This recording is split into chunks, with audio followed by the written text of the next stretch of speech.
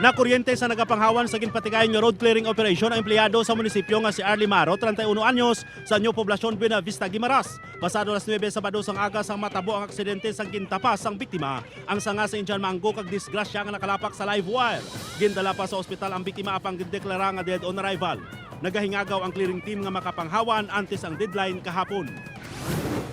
Lunsay sa ospital naglanding ang magtiyo nga Sanday Dolfino Chongson, 44 anyos, kag Reynold Gregorio, 19 anyos, ang barangay Kapataga, Malinaw, Aklan matapos naglab-anay. Sa investigasyon sang kapulisan nag-inom ang magtiyo sang magpauli na naghagad pa nga magbakal sa ilimnon ang hinablos nga si Reynold. Apang nagpamalibad ang tiyo nga si Robert Chongson, ginhana nga labuon sa liog sang ispading sang iya hinablos. Gani nagpatunga na si Dolfino hasta nga sila nga duha ang nag-away kag naglab-anay. Pila sa natuo nga kamot kag iba niya bahin sang lawas ang naagom ni Dolfino, samtang pilas naman sa ulo ang naangkon ni Reynold nga lunsay confined sa Aklan Provincial Hospital. Arestado sa bypass operation sa Sabado sang gabi ang sospek nga si Dominador Romero sang barangay Enzoruha City, Capiz. Nakuha sa sospek ang kiluhan na ginagamit sa pagripak sang druga kag ginapatihan shabu. Ginaproseso na ang pagbasaka sang kaso sa sospek. Tatlo ang pilason sang nagbungkuanay ang duha ka motorsiklo sa Komisyon Civil Haro.